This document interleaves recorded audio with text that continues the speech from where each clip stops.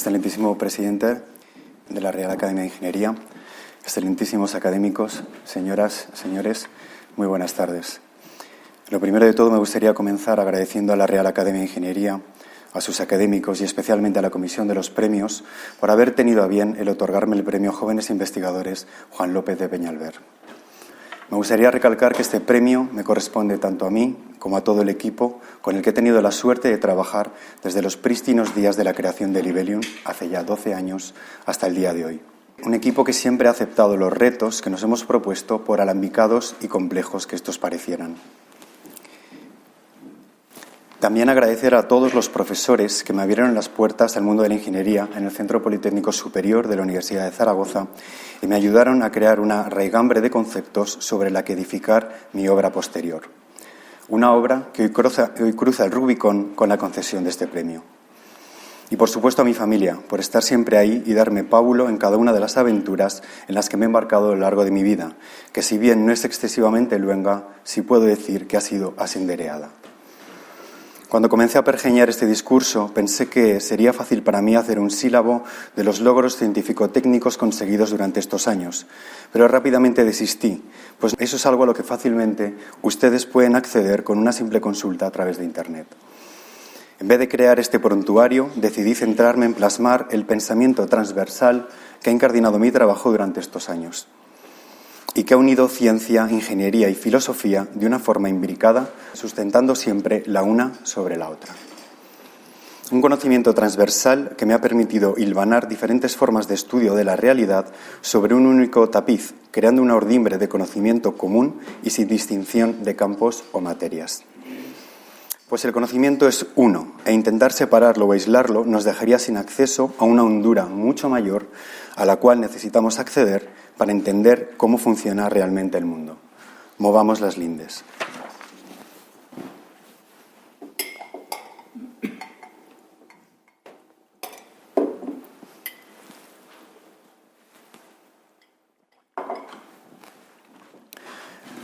Juan López de Peñalver, además de conspicuo y preclaro y científico e ingeniero, también fue economista. Y eso me demuestra con alegría concomitancias compartidas aún mayores sobre la manera de aplicar los avances en la sociedad, de forma que estos puedan llegar al máximo número de personas.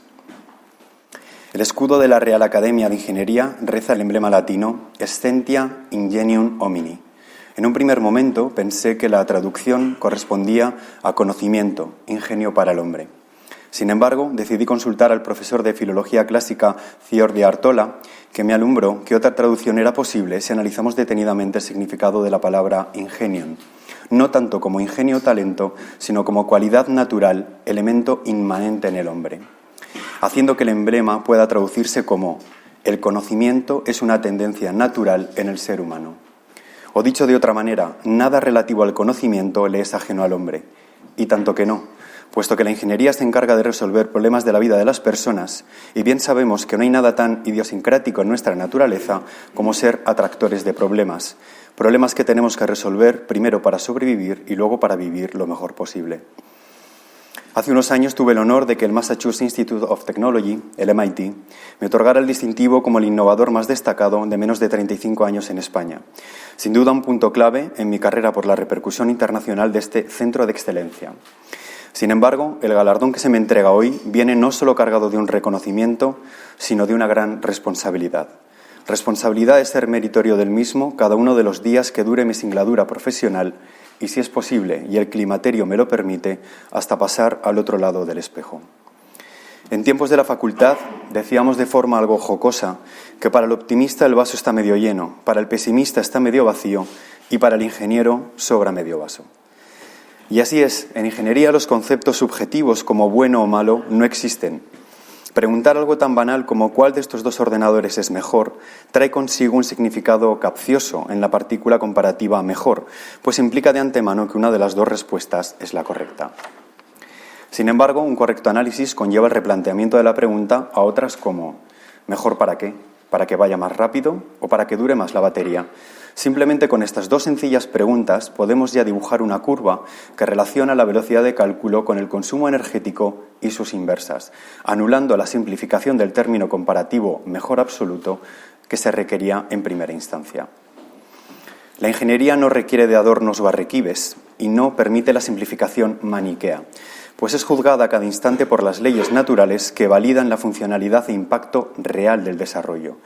Estamos ante una disciplina que es siempre resultado, y el resultado es siempre a posteriori, nunca a priori. La ingeniería se basa en matemáticas, pero no es matemáticas. Se basa en la física y la química, pero no es física ni química. Se basa en la computación, pero no es computación. La ingeniería es la aplicación de todas ellas al mundo real para la obtención de un resultado. Y eso es siempre a posteriori. De ahí que sea clave la observación, primero del problema y luego de la solución, más que la misma predicción o creación de modelos que los caractericen. En esto, la ingeniería es más fiel al mundo real que algunas de las ciencias teóricas predictivas que adolecen del intento de modelar cada aspecto del mundo sin necesidad de obtener una respuesta clara. Aquí somos juzgados a cada instante por las mismas leyes naturales que validan o refutan lo que hacemos apodíptica e indefectiblemente. Cuando era solo un estudiante de ingeniería informática, cayó en mis manos el libro Caos y Orden, del maestro Escotado, tal vez una de las pocas personas que conozco donde obra y vida coinciden. Un pensador que sería igual de eximio y esclarecido, aunque no hubiera escrito una sola línea, pues su vida es su obra y su obra es su vida.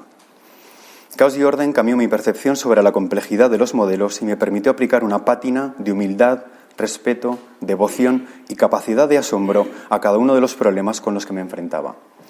La primera vez que fui consciente de este planteamiento fue a la hora de estudiar en las materias de la ciencia de la computación el teorema de completitud de Gödel, que rige la imposibilidad de caracterización completa de algo tan intuitivo como el conjunto de los números naturales, por lo que es fácil colegir lo atadas que tenemos las manos a la hora de intentar caracterizar el comportamiento de un modelo complejo como un huracán y no digamos ya de un concepto abstracto como la emoción humana.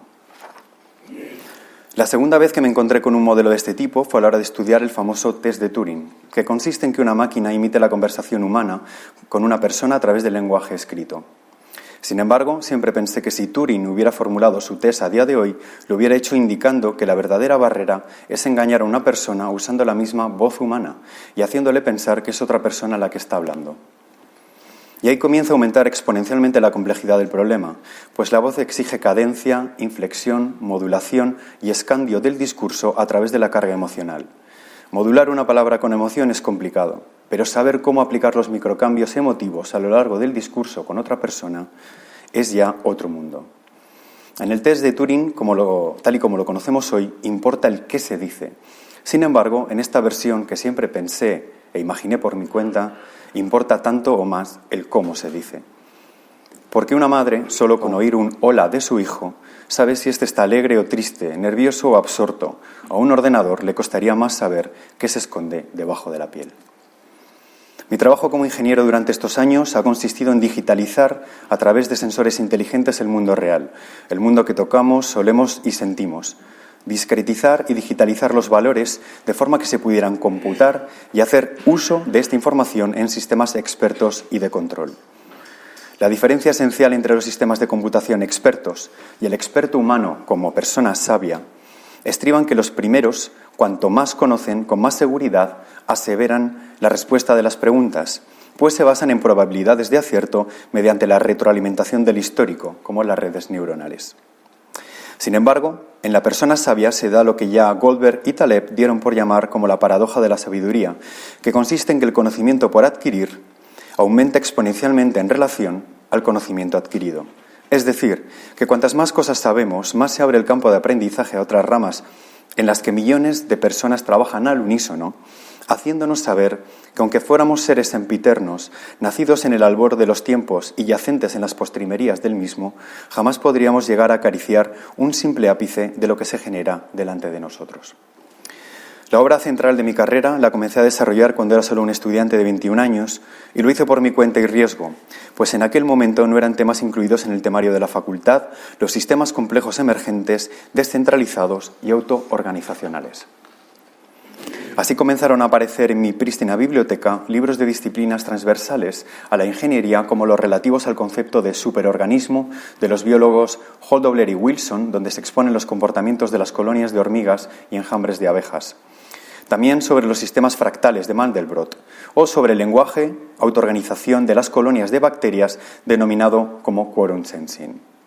Incluso de estudios de indeterminación y coherencia cuántica, por ejemplo, como los de Grunder y Keilman aplicada a redes de neuronas cerebrales. 50 millones de años de evolución avalan a los superorganismos formados por colonias de insectos como las hormigas. Convivieron con los dinosaurios y aquí seguirán cuando nosotros ya no seamos sino un recuerdo delicuescente. Los superorganismos se basan en el funcionamiento de los individuos como un todo, sin mandos centralizados, todo por el fenómeno de la emergencia de comportamientos individuales. Comencé a estudiar los procedimientos que las hormigas usan a la hora de buscar fuentes de comida, pues conseguían encontrar los caminos más cortos con una rapidez y eficiencia fuera de lo común, ya que no cuentan con una visión espacial del entorno.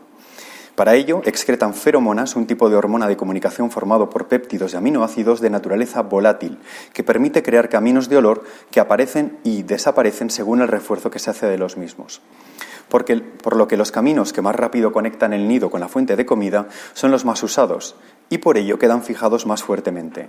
Y a diferencia de los que con el paso de los minutos van desapareciendo debido a la naturaleza etérea de sus componentes. Así codifiqué mi primer algoritmo de comunicación para Internet, basándome en un grafo de pesos dinámicos donde los nodos se realimentan con el feedback de los paquetes que los atravesaban, en una técnica que se denomina estigmergia. Otro comportamiento de la naturaleza que formó parte de mi estudio fue el que se da a la hora del crepúsculo vesperal en Tailandia, cuando millones de luciérnagas comienzan a dar fogonazos con pulsos luminiscentes, inicialmente asíncronos, pero que poco a poco se van sincronizando, aumentando o disminuyendo la frecuencia e inicio de ciclo hasta que se convierte la noche en un único pulso luminiscente, pues les mueve el fin común de ser la zona más vistosa en la oscuridad de la noche con el fin de atraer el mayor número de posibles compañeras. Basándome en este principio de sincronía, incluí un comportamiento dinámico en los nodos que sincronizaban sus relojes internos para trabajar todos en la misma ventana temporal y poder generar redes multisalto completamente distribuidas. Un concepto clave que también he de nombrar y que me he ido encontrando a cada paso durante todos estos años de pensamiento profesional y personal es el de entropía. La entropía conocida como información no ordenada, información que se aporta al receptor un contenido que hasta el momento carecía, algo nuevo, sorpresa. No en vano ya Shannon clasificaba la entropía como el logaritmo de la inversa de la probabilidad. Por su parte, Born decía, no sin cierta dosis de ironía, que hacer predicciones es complicado, sobre todo del futuro. Y razón no le faltaba, porque la capacidad de creación del futuro se sustenta en la creación del devenir, y basándose en la tecnología actual conocida, y no tiene en cuenta los elementos generadores de entropía que aparecen cuando descubrimos, por ejemplo, una tecnología de impacto exponencial que cambia las reglas del juego. Esto mismo coincide con lo que Wittgenstein decía acerca de que no se puede acceder a universos distintos al que nuestro lenguaje es capaz de llevarnos. E idem con la tecnología, pues la tecnología, no es sino un tipo de lenguaje más. Durante estos años he tenido que lidiar continuamente con analistas de tecnología y mercado, cuyo fin último era preconizar predicciones sobre el futuro y aseverar los cambios que ocurrirán en este. En estos sedicentes oráculos se da un fenómeno que Gilbert denominaba como previsión afectiva, donde se mezcla lo que va a suceder con lo que quiero que suceda. Por mi parte, yo prefiero llamar a este comportamiento la previsión volitiva, pues es la voluntad de predicción la que prima sobre la observación del resultado y la posible capacidad de asombro ante lo nuevo. Solo hay que recordar una sencilla regla en estadística denominada como la ley de expectativas iteradas, que nos dice que las previsiones que cuentan con los posibles resultados desde el inicio no son previsiones como tal, sino simplemente ordenaciones de la probabilidad de lo ya conocido.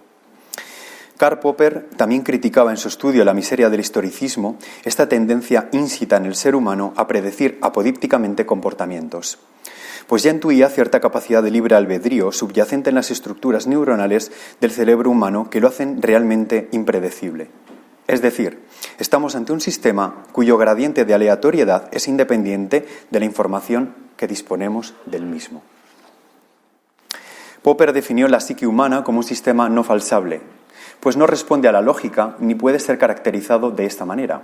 Y así nos encontramos con que para entradas similares en el sistema obtenemos tantas respuestas posibles como individuos, pero además una misma persona puede comportarse impredeciblemente cada vez y ante la misma adversidad. Y si un sistema es no falsable, no asegura repetitividad ni la coherencia. Y de ahí que predecir la naturaleza humana sea, por la misma definición lógica, algo imposible. Ya Landauer y Bennett nos habían recordado que la información es una magnitud física, incluyendo la información digital, porque, y teniéndolo claro, lo digital no existe. Digital es solo una palabra, un concepto humano. No es difícil de entender que los ceros y los unos son solo una representación que hacemos nosotros de estados físicos, como por ejemplo la polarización de unas láminas magnéticas en un disco duro, el potencial obtenido al pasar corriente por un transistor de silicio o la amplitud de una onda que viaja por un cable. Sin embargo, merece la pena recordar que la primera máquina digital que se creó en la evolución es el mismo sistema nervioso, pues las neuronas codifican a través de pulsos modulados en amplitud y frecuencia las señales del cerebro. Es decir, que una imagen, un olor o una caricia es traducida a millones de pulsos unitarios y discretos que viajan por el cerebro, creando finalmente una realidad continua, inconsútil y sin fisuras. La pregunta clave ahora es, ¿por qué el ser humano es un simplificador innato? ¿Por qué nos gusta el juicio automático más que la observación neutra y el juicio ulterior razonado? Y la respuesta, una vez más, tiene que ver con la entropía, porque el gasto energético requerido es mucho menor cuando se ha de clasificar entre blanco y negro, A o B, que cuando se busca el gradiente adecuado. Porque al cerebro le encantan las funciones generadoras de resultados y los patrones de clasificación simplistas. Todo lo que es almacenar la complejidad del mundo exterior requiere una dimensionalidad. Y esta aumenta lo que se conoce como complejidad de Kolmogorov o entropía algorítmica, que básicamente mide la complejidad de almacenar, acceder o computar los datos para obtener un resultado. Y así, por ejemplo, nos es más costoso almacenar una imagen de alta resolución de un fractal que generarlo usando una sencilla función de iteración sobre números complejos, que nos permitiría generar esa imagen hasta un nivel de complejidad infinito, solo limitado por las capacidades de cálculo de las máquinas. Otro ejemplo es que tiene menor complejidad saber con exactitud de centésimas de segundo a qué hora saldrá mañana el sol que predecir en qué momento de la noche saldrá del nido el búho o a qué hora de la revolada cantará la alondra. Los prejuicios, las frases hechas y en realidad cualquier pensamiento consuetudinario no son sino coadyuvantes de reducción del esfuerzo que el cerebro tendría que hacer para analizar dosis de entropía alta. Los niños son grandes consumidores de entropía, pues tienen una capacidad de observación y sorpresa infinita y buscan respuestas de todo, puesto que no han aprendido las reglas básicas de ordenación simplista que el adulto utiliza. Otro aspecto común del comportamiento del ser humano es el miedo a la probabilidad desconocida y que da lugar a la paradoja de Ellsberg, en la que las personas prefieren una probabilidad de éxito baja pero conocida a una probabilidad de éxito conocida. Tal vez por eso mismo haya menos investigadores y empresarios que otro tipo de trabajadores. Es el miedo a lo atávico, a lo ignoto, el horror vacui. Terminando ya. Se habrán dado cuenta cómo la ciencia, la ingeniería y la filosofía están completamente imbricadas y se entrelazan continuamente como espirales de ADN para formar una única estructura de saber que nos recuerda lo que comencé diciendo al comienzo del discurso, que nada relativo al conocimiento le es ajeno al hombre y que el conocimiento viene al amparo de las personas cuando somos lanzadas al mundo y que desde el bajido hasta el resuello expiratorio tenemos que lidiar con la resolución de los problemas que la vida nos brinda. Y como lo único que tenemos seguro es que vamos a morir, tal vez no haya un consuelo mayor que sabernos útiles para mejorar la vida de la gente que nos rodea y saber que al irnos dejamos un conocimiento más plurimo y feraz del que nos encontramos al llegar aquí. Y tal vez eso sea el mayor de los consuelos que podemos esperar, ya que sin duda dignifica y justifica una vida llena de esfuerzo y sacrificio. Muchas gracias.